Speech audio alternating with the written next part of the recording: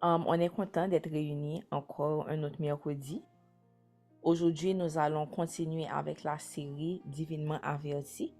Donc, ce sera l'enseignement 2 sur 3. Et mercredi prochain, le dernier mercredi du mois de janvier, ce sera notre dernière séance sur notre dernier enseignement de cette série, Divinement averti. Le mois prochain, on a beaucoup de belles surprises. On aura un invité spécial et pasteur Emmanuel Val qui aura 2 séances d'enseignement sur l'évangélisation. Donc, vous aurez autant opportun beaucoup plus de détails sur ça. Il y a un manuel aussi qui vous sera envoyé pour que vous puissiez lire son ouvrage. Il sera là avec nous 2 mercredis du mois de février pour nous enseigner sur l'importance, le comment, le pourquoi de l'évangélisation. Nous allons prier ensemble.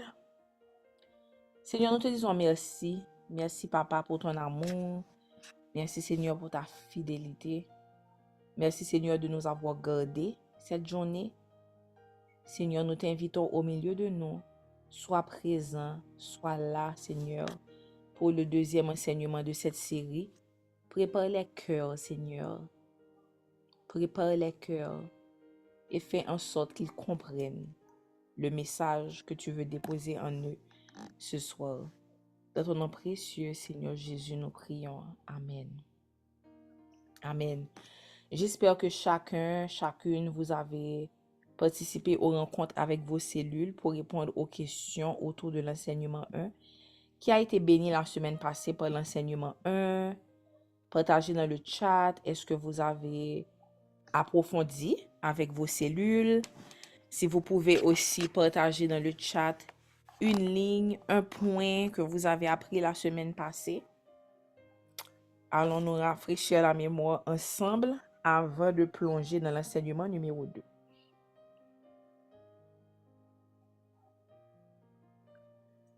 Martine a dit Know your identity. Oui. Georgia a dit qu'elle a participé avec sa cellule. Très bien. Très bien. Allez, écrivez dans le chat ce que vous avez appris, ce qui vous a marqué. Si vous vous êtes rencontrés, si vous vous êtes réunis avec vos cellules virtuellement pour répondre et approfondir les questions. Your whole environment must be holy ground. Amen. Amen. Donc aujourd'hui, pour l'enseignement numéro 2, nous allons couvrir comment nous pouvons être positionnés pour être avertis. Comment nous positionner pour être avertis? La semaine passée, nous avons couvert certains versets bibliques qui prouvent que Dieu veut partager ses secrets avec ses bien-aimés. Il veut nous donner un sens de direction. Il veut communiquer avec nous. Donc ça, nous avons vu que à la base, c'est biblique et ça fait partie du caractère de Dieu de vouloir nous montrer. On a parlé de Jérémie 33, verset 3, qui nous dit « Invoque-moi et je te répondrai. » Bien, c'est 3, verset 33 ou 33, verset 3. « Invoque-moi et je te répondrai, je te montrerai des choses cachées, des choses secrètes que tu ne connais point. » On a donné certains exemples de comment Dieu avait communiqué avec ceux qui le servaient. On a parlé de différents points, différentes raisons pour lesquelles Dieu veut nous avertir, pas vrai? Et on a parlé de l'importance de nous avertir de notre identité.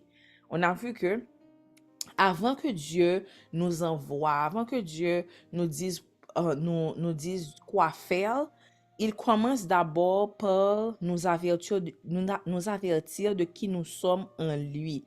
Et nous avons vu plusieurs points dont pour le pourquoi, on a vu que Dieu nous avertit de notre identité parce qu'il nous a créés, pas vrai? Et que comme Jérémie 29, verset 11 dit que quand je connais les projets que j'ai formés pour toi, dit l'Éternel, des projets de bonheur et non de malheur pour te donner un avenir et de l'espérance. Pas vrai? On a vu que puisque Dieu nous a créés, il a aussi un plan pour nous. Qui est-ce qui se rappelle des autres points?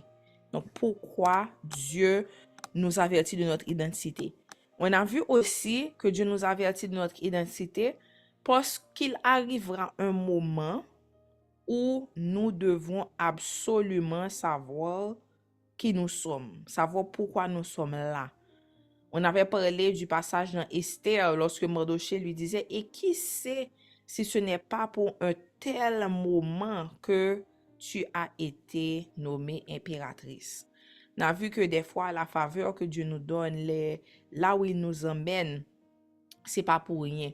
Lorsqu'on connaît notre identité, lorsqu'on a été divinement averti du plan de Dieu pour notre vie, il y aura des moments d'impasse dans nos vies où il faudra qu'on sache, ah, c'est ce qu'il m'avait dit, c'est ce qu'il m'avait montré. Et là, ça vous aidera à savoir dans quel chemin vous devez marcher, quel choix vous devez faire.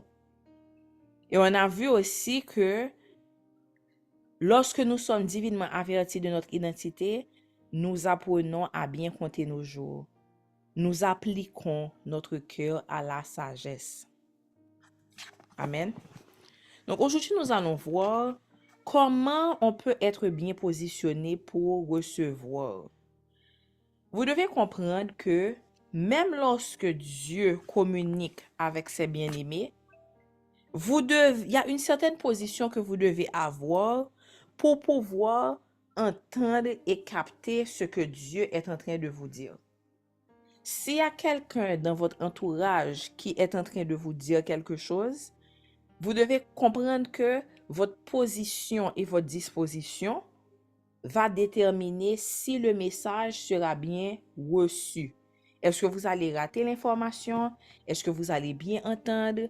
Est-ce que nous avons assez focus pour nous entendre, pour nous comprendre ça, mon n'a dit nous, etc., etc. Donc, de la même façon, juste parce que Dieu communique et veut communiquer avec nous, ne veut pas dire que nous serons nécessairement toujours bien positionnés pour être avertis. Écrivez dans le chat positionner. Et nous allons voir aujourd'hui 3 points essentiels que nous devons comprendre pour pouvoir être bien positionnés. Amen. Qui est-ce qui, à partir de la semaine passée, peut dire qu'il ou elle s'est positionné pour que Dieu l'avertisse de son identité? Ou bien qui a reçu plus de clarté par rapport à qui Dieu dit qu'il est, qui Dieu dit qu'elle est.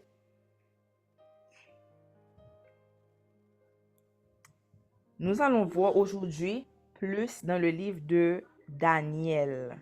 OK? La plupart des versets que nous allons couvrir se trouvent dans le livre de Daniel. Le premier point que nous allons voir lorsqu'il s'agit d'être bien positionné, c'est ton focus. Ton focus. Nous allons voir dans Daniel 1, versets 8 à 17. Si vous n'avez pas beaucoup de connaissances sur le livre de Daniel, je vous encourage à le lire de votre côté. C'est un très beau livre.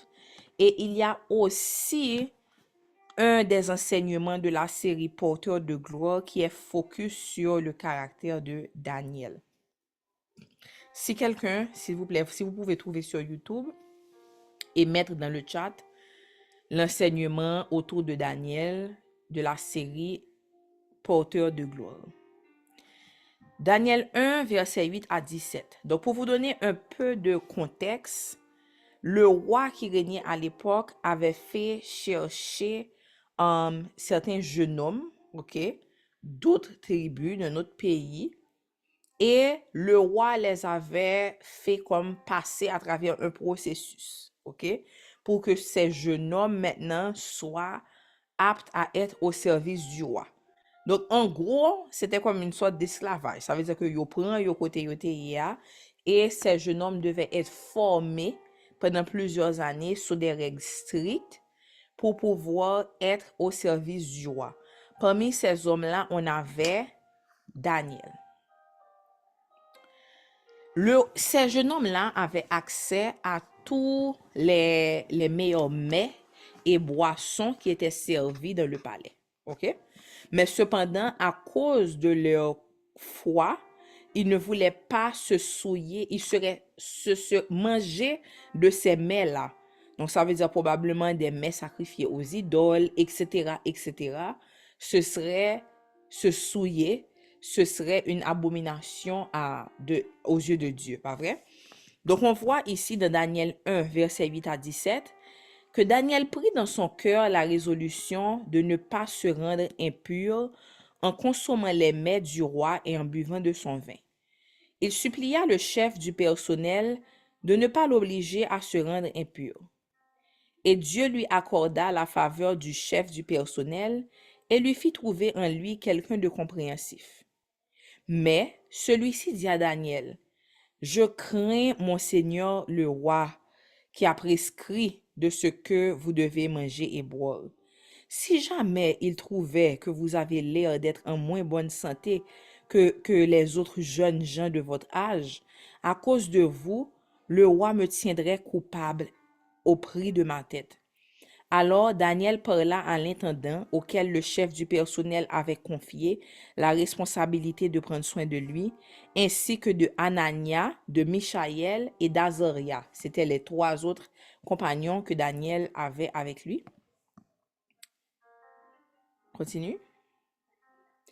Il lui proposa, « Je te prie un essai avec nous, tes serviteurs, pendant 10 jours, qu'on nous serve seulement des légumes à manger et de l'eau à boire. Ensuite, tu compareras nos mines avec celles des jeunes gens qui mangent les mets du roi. Après cela, tu décideras d'agir envers nous selon ce que tu auras constaté. » L'intendant accepta leur proposition et fit un essai pendant 10 jours. Et au bout de ces 10 jours, il était manifeste qu'ils avaient meilleure mine et qu'ils étaient en meilleure forme physique que tous les jeunes gens qui mangeaient les mets du roi. Dès lors, l'intendant mit de côté les mets et le vin qui leur étaient destinés et leur fit servir seulement des légumes. Dieu accorda à ces 4 jeunes gens le savoir et la compréhension de toute la littérature et la sagesse. De plus, Daniel savait interpréter toutes les visions et tous les rêves. OK. On s'arrête ici un moment pour le point sur le focus. Pas vrai? Donc, on voit ici que Daniel ne voulait pas se rendre impur avec les aliments et les boissons auxquels ils avaient accès en étant dans la cour du roi. Pourquoi je partage ce verset avec vous? C'est parce que vous voyez que non seulement Dieu leur a donné la faveur, ça veut dire qu'en mangeant les légumes seulement et en buvant de l'eau, qu'ils ont eu meilleure mine que les autres. Parce que si vous voyez bien, même si le gardien avait été compréhensif avec Daniel, il craignait quand même le roi et il était dit Daniel que si le roi réalise que vous n'avez pas aussi bonne mine que les autres jeunes hommes de votre âge, alors il me tiendra coupable et il demandera ma tête. Donc là, vous voyez que Daniel lui a dit, OK, allons juste faire un test de 10 jours et si jamais tu pourras évaluer toi-même et ensuite tu pourras décider. Donc ça veut dire que ici, on voit que Dieu donna la faveur parce qu'à la fin de ces 10 jours, ils avaient meilleure mine. Mais le point sur lequel je veux qu'on insiste, c'est que Daniel ne voulait pas se distraire avec les bénédictions auxquelles il avait accès. Amen. Juste parce qu'il avait accès au palais, qu'il avait accès à toutes sortes de mets, qu'il avait accès à toutes sortes de boissons, ils auraient facilement pu être aveuglés par toutes les richesses, toute l'abondance auxquelles ils avaient accès dans la cour royale et rapidement perdre de vue le point central qui était Dieu. Est-ce que vous êtes là? Ça veut dire qu'on voit dans le caractère de Daniel une capacité à garder les yeux sur ce qui est vraiment important. Ne pas se laisser distraire par les distractions. Nous-mêmes aussi, la manière dont nous pouvons nous concentrer sur l'essentiel va déterminer notre position. Est-ce qu'on sera bien positionné pour entendre de Dieu? Est-ce qu'on sera bien positionné pour recevoir ses instructions? Parce qu'on a parlé la semaine passée de plusieurs manières dont Dieu nous parle. Dans le livre de Job, la parole de Dieu nous dit, car Dieu nous parle tantôt d'une manière, tantôt d'une autre. Dieu a plusieurs façons d'attirer notre attention. Il attire notre attention en ouvrant nos yeux, en ouvrant notre compréhension lorsqu'il s'agit des Écritures. Il peut nous parler en songe, il peut nous parler en vision. Il peut utiliser quelqu'un dans notre entourage pour nous donner une instruction à travers une parole de connaissance. Pas vrai? Mais est-ce que à ce moment-là, nous ne sommes pas distraits? Et il y a différentes choses qui peuvent nous distraire. Voyons le prochain verset dans le livre de Corinthiens. Oh non, pardon. Et c'est pas ça, pardon. Dans Psaume 63, verset 2 à 9. Ô Dieu, tu es mon Dieu. C'est toi que je recherche. Mon âme a soif de toi. Mon corps même ne cesse de languir après toi comme une terre aride et desséchée et sans eau. C'est pourquoi, dans ton sanctuaire, je te contemple, considérant ta puissance et ta gloire. Car ton amour vaut bien mieux que la vie. Aussi mes lèvres chantent sans cesse tes louanges. Oui, je veux te bénir tout au long de ma vie. Je lèverai les mains pour m'adresser à toi. Mon cœur sera comblé comme en un bon festin. Le corps sera sasi de mets succulents et je crierai de joie en disant tes louanges. Lorsque je suis couché, mes pensées vont vers toi. Je médite sur toi tout au long de la nuit. Oui, tu m'accordes ton secours. Je suis dans l'allégresse à l'ombre de tes ailes. Je demeure attaché fidèlement à toi. De ta main agissante, tu me soutiens. Amen. Ça, c'est Psaume 63, verset 2 à 9.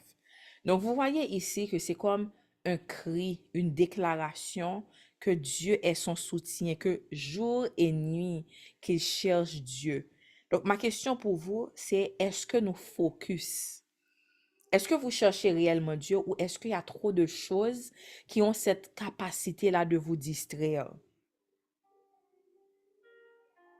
Il y a tellement de choses qui sont en train de se battre autour de nous pour notre attention. Mais si on perd le sens de focus, bon Dieu te met à parler, bon Dieu te met à envoyer message, bon Dieu te met à utiliser moun, mais nous pas focus assez pour nous capables capter. Nous pas focus assez pour nous capables saisir. On ne pourra pas saisir ce que Dieu veut nous dire et on risque de rater l'instruction qu'il nous donne. Même si Dieu a tout fait pour nous avertir, nous pouvons, à cause d'un manque de concentration, rater l'instruction qu'il veut nous donner. Donc, ma question, c'est, quelles sont les mesures que vous prenez pour pouvoir focus? Quelles sont les mesures que vous prenez?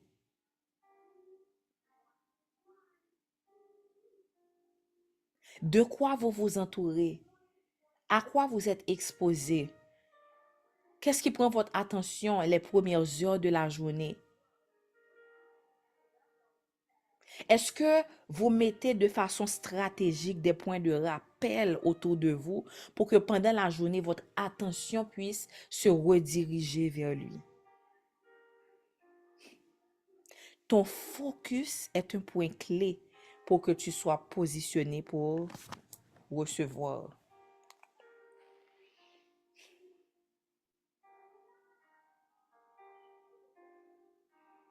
On peut voir ensemble dans 1 Corinthiens 6, verset 12, s'il vous plaît.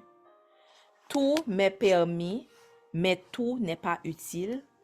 Tout m'est permis, mais je ne me laisserai asservir par quoi que ce soit. Vous savez c'est quoi asservir? Ça veut dire que je ne serai pas mis sous l'esclavage de quoi que ce soit. Souvent, vous ne réalisez pas que vous êtes esclave de certaines choses. Mais tout ce dont vous ne pouvez pas vous passer, tout ce qui gagne lorsque vous devez choisir entre passer du temps avec Dieu ou éliminer les distractions pour entendre Dieu et quelque chose d'autre, tout ce qui gagne cette bataille, c'est quelque chose qui vous transforme en esclave.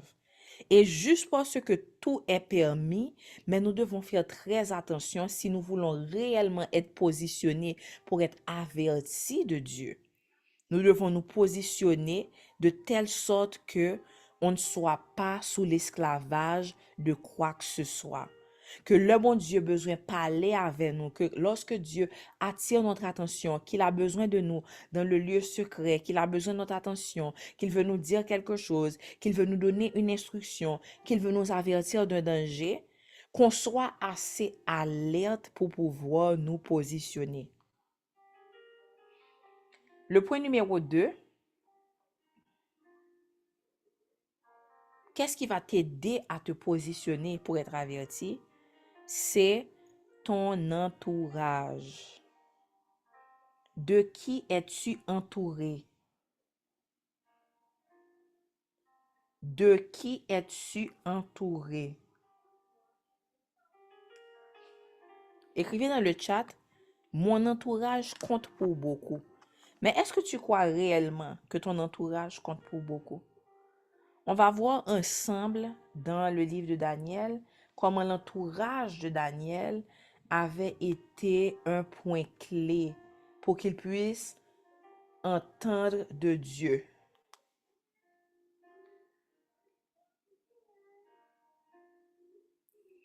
Dans Daniel 2, versets 16 et 19, juste pour vous donner un contexte de ce qui se passe là, le roi a fait un songe et il a fait appeler les hommes sages, les médiums, ceux qui lisent les astrologues, etc., du royaume.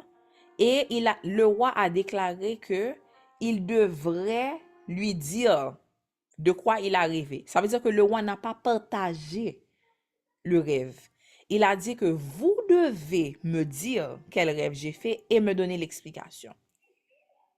Et ensuite, donc, tous ces hommes sages, astrologues, devins, etc., magiciens, disaient que au roi que ce qu'il demande était une chose impossible.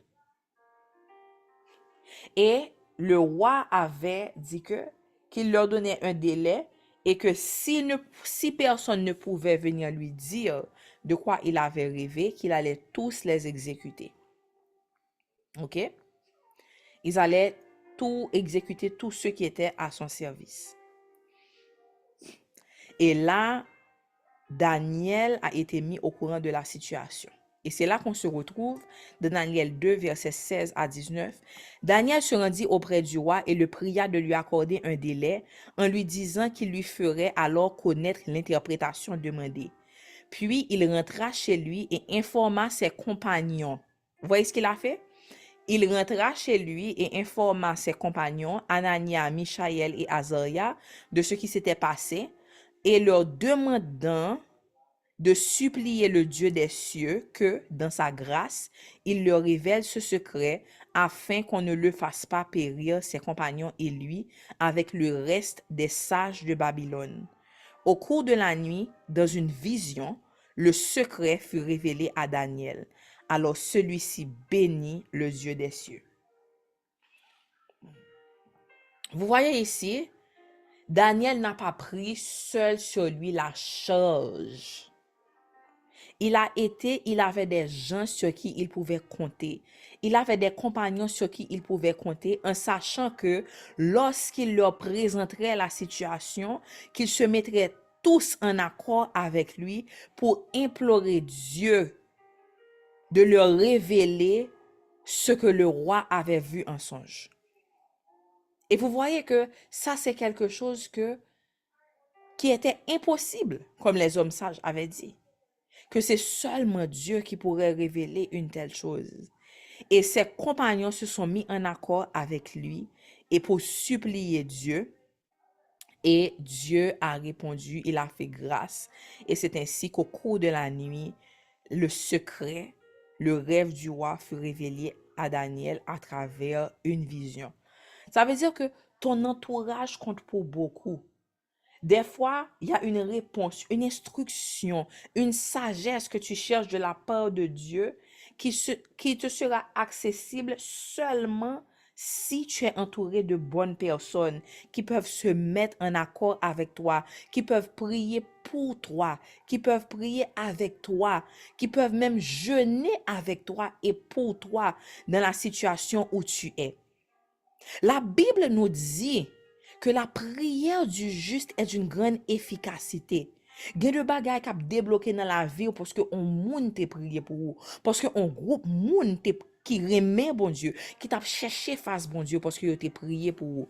Donc ça veut dire que tu dois faire très attention à ton entourage. De qui es-tu entouré? Comment est ton atmosphère? Est-ce que les gens de qui tu es entouré qu'est-ce qui sort de leur bouche?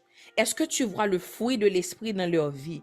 La parole nous dit dans le livre de Galates que le fruit de l'esprit, c'est la bénignité. Ça veut dire quoi? Ça veut dire que ce qui sort de ta bouche doit bénir les autres. Donc, qu'est-ce que tu penses qui va se passer lorsque tu es dans un entourage où tout ce qui sort de la bouche de tes compagnons, ce sont des choses pour maudire. Ce sont des choses pour calomnier. Ça veut dire que tu es dans un entourage où l'Esprit Saint ne peut pas travailler parce que le fruit de l'Esprit n'est pas présent. L'amour n'est pas présent, la paix n'est pas présente, la maîtrise de soi n'est pas présente, la bénignité n'est pas présente. Ton entourage compte pour beaucoup, ton atmosphère compte pour beaucoup. En tant que fille de Dieu, en tant que fils de Dieu, tout ne peut pas rentrer comme ça. Il faut que tu crées un système pour protéger ton entourage. Il faut que tu crées un système pour protéger ton environnement. Tu dois t'entourer de gens qui t'aident à aller vers l'avant. Combien de fois vous allez voir des gens qui étaient dans le trou, une vie de débauche, une vie de dépression, une vie de promiscuité. Et ils sont entourés de tellement de personnes, tellement d'amis, entre guillemets, qui pas jamais râler yo, qui pas jamais encourager yo pour yo chercher mon Dieu. Et à la minute que cette personne cherche le Seigneur, tu entends toutes sortes de critiques. Oh, et pas moun sa dans l'évangile. Oh, moun sa tourne tête marée. Oh, etc., etc. Mais où étaient ces gens-là lorsque tu croulais? Où étaient ces gens-là lorsque tu couchais à droite et à gauche? Où étaient ces gens-là lorsque tu étais tellement partout à la fois jusqu'à ce que tu as 1, 2, 3 enfants en dehors du mariage? Personne n'était là pour te remettre sur le bon chemin. Ou peut-être que ces gens-là parlaient derrière ton dos. Ou qu'ils croulaient aussi. Amen. Donc, ça veut dire que tu dois savoir que ton environnement compte pour beaucoup. Et lorsque tu es placé dans le bon environnement, tu dois savoir que ça ne va pas toujours être confortable. Ce seront des gens qui vont savoir déterminer, qui vont savoir observer lorsque tu es distrait. Même sans être proche de toi tout le temps, moun sa nan jan ou parler, nan jan yo senti onction sou, ils verront déjà que tu ne passes pas de temps dans la parole. Ça fait quelques mois un tel pas trop dans Bible. Parce qu'ils vont savoir, ils voient la différence entre quand tu es rempli de l'esprit et quand tu es vide. Quand tu es spirituellement mal nourri. Ces personnes-là vont pouvoir venir te chercher pour te dire, hey, ça fait longtemps que je ne t'ai pas vu aux enseignements. They know what is good for you.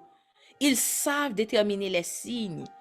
Ils savent quand le Saint-Esprit est à l'œuvre dans ta vie et quand tu t'es écarté. Mais est-ce que toi-même, tu ouvres la porte à ces gens-là? Est-ce que tu as de bonnes personnes comme ça qui ont accès à toi? Parce que quelqu'un peut vouloir ce qui a de meilleur pour toi. Mais personne ne peut te forcer. Si la porte n'est pas ouverte, si la porte est fermée, Jean yo di, there is so much that we can do. Amen. Donc, Daniel avait des amis de confiance. Daniel avait des amis qui craignaient l'Éternel et qui, dans cette situation, étaient capables de se mettre en accord avec lui. Et toi, quel est l'état de ton entourage? Est-ce que ton entourage est en santé? Évalue un peu. Évalue tes amis. Évalue les conversations. Évalue, regarde pour voir si, après toutes ces années d'amitié, est-ce que ça t'a rapproché de Dieu? Autour de qui tu te sens, autour de qui tu es le plus exalté? Autour de qui tu as plus de challenge ou senti que, wow, le ma moun sa, le ma groupe moun sa, yo challenge moi. Yo pas quitté m kote m te ye ya, but they push me to be better. They push me to know God more. They push me to read my Bible. They push me to come, to not miss the teachings. They push me to go to church with them. Et si si je suis en train de me dévier du chemin, aussi, ils sont là. Ils sont là pour me corriger avec amour. Ils sont là pour prier pour moi. Ils sont là pour intercéder pour moi. Et dans leur vie aussi, je vois le fruit. Ce sont des gens qui restent attachés au Saint-Esprit pour devenir meilleurs. Ça ne veut pas dire qu'ils sont parfaits, mais ils s'accrochent au Saint-Esprit pour devenir meilleurs de jour en jour, de semaine en semaine, d'année en année. Et je vois le progrès et la maturité dans la vie de ces gens-là. Ne sous-estimez pas comment votre environnement vous mettra à un espace où vous êtes positionné pour recevoir de Dieu, pour entendre beaucoup plus la voix de Dieu. Et le troisième point, c'est ta crainte de Dieu. Avoir la crainte de Dieu, c'est ce qui va te permettre aussi d'être positionné pour être divinement averti, pour recevoir des instructions, pour recevoir des messages, pour recevoir des avertissements, pour comprendre ce que Dieu veut te dire dans chaque saison de ta vie. Dans Daniel 2, versets 27 et 28, Daniel s'adressa au roi et lui dit, le secret que sa majesté demande, aucun sage, aucun magicien, aucun mage, aucun astrologue n'est capable de le lui faire connaître. Mais il y a dans le ciel un Dieu qui révèle les secrets. Il a fait savoir au roi Nabuchodonosor ce qui doit arriver dans les temps à venir.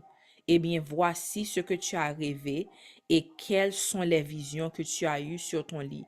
Là, c'est là que Daniel a paru devant le roi pour venir lui dire que Dieu lui avait révélé.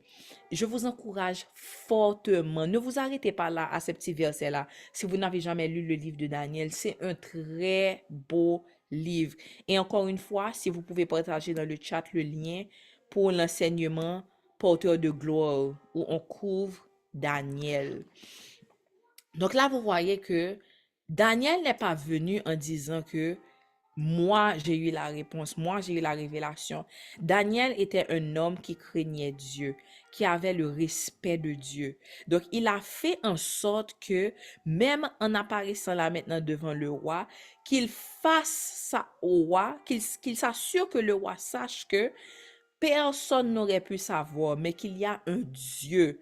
C'est pas que lui, parce qu'il est plus intelligent, parce qu'il est plus doué, parce qu'il est plus favorisé, mais il a dit au roi, ok, que c'est parce qu'il y a un Dieu qui sait révéler les secrets. Lorsque tu as la crainte de Dieu, lorsque ton souci premier, c'est que Dieu soit glorifié dans tout ce que tu fais, eh bien là, tu te positionnes pour que Dieu puisse te révéler des choses. Tu te positionnes pour que Dieu puisse communiquer avec toi. Tu te positionnes pour qu'il puisse ouvrir tes yeux spirituels d'une façon surnaturelle. Côté Mounio pral dit que, wow, mais j'ai lu ce verset-là aussi. J'ai lu ce passage-là aussi, mais la profondeur, la compréhension que cette personne-là a eu, c'est comme si moun nan li jwen on puits de trésor dans grand ti verset ça. Pourquoi? La crainte de l'Éternel. La parole nous dit dans Psaume 111, verset 10, La crainte de l'Éternel est le commencement de la sagesse. Tous ceux qui l'observent ont une raison saine. Sa gloire subsiste à jamais. Frères et sœurs, lorsque vous avez la crainte de l'Éternel, c'est le point clé, c'est le point de départ pour que vous deveniez quelqu'un qui est sage. Parce que la sagesse couvre tellement de choses. Quand on dit quelqu'un qui est sage, ça veut dire quelqu'un qui a la compréhension des choses. Quelqu'un qui est en mesure de conseiller. Quelqu'un qui peut comprendre les Écritures. Quelqu'un qui n'est pas constamment secoué par les soucis de la vie. Quelqu'un qui voit clair dans des situations où il y a beaucoup de troubles. Il semble avoir beaucoup d'options, mais moun ça, pour une raison ou une autre, il est toujours divinement averti par bon Dieu pour lui connaître si c'est à droite, si c'est à gauche. Vous voyez que cette personne-là n'est pas toujours dans une vie de woy, de tumulte. Il semble que même s'il y a des choses qui arrivent, moun ça toujours gon paix qui marcher avec elle. Eh bien là, dans Psaume 111, verset 10, la Bible nous donne le secret. La crainte de l'Éternel est le commencement de la sagesse.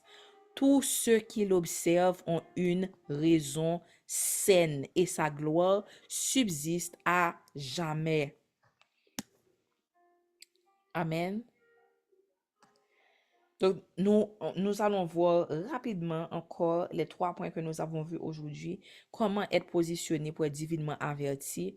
Donc, pour être positionné pour être divinement averti, donc ça va dépendre premièrement de ton focus.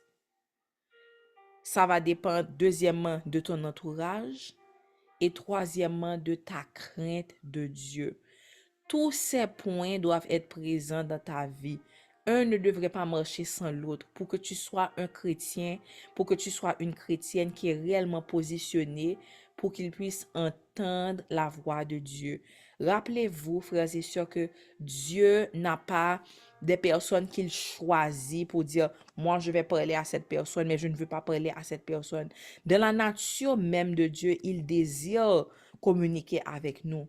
Mais c'est à nous d'être positionnés. C'est à nous de nous mettre dans des positions, dans un espace où nous sommes non seulement capables d'entendre la voix de Dieu, mais de recevoir aussi ce qu'il a à nous dire. Amen.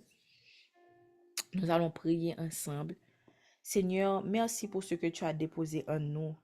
Merci Seigneur parce que à travers ta parole, tu nous donnes des clés pour nous apprendre à nous positionner pour recevoir de toi, pour recevoir tes messages, tes avertissements, Seigneur.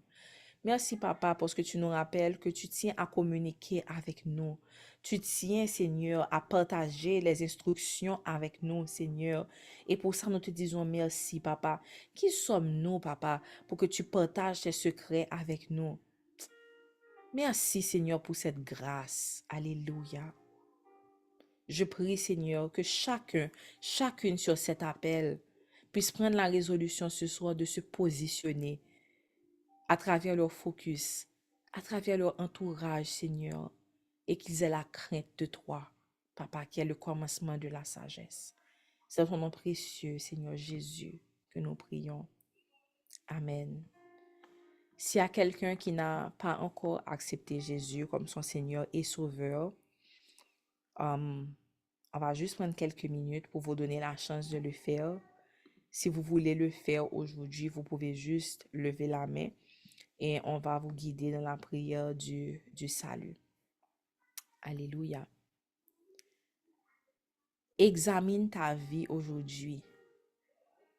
Si tu as marché toutes ces années-là sans Jésus, regarde ta vie, est-ce que tu veux vraiment continuer comme ça? L'invitation tient toujours. Il y a plus de 2000 ans, Jésus a accompli ce sacrifice à la croix. Dieu s'est fait homme et il a accompli le sacrifice ultime pour nous afin que quiconque croit en son nom ne périsse point, mais ait la vie éternelle. Il t'invite aujourd'hui à avoir une nouvelle nature en lui. Ce ne sera pas par tes œuvres, ce ne sera pas par tes propres efforts, mais il t'invite à te donner son esprit.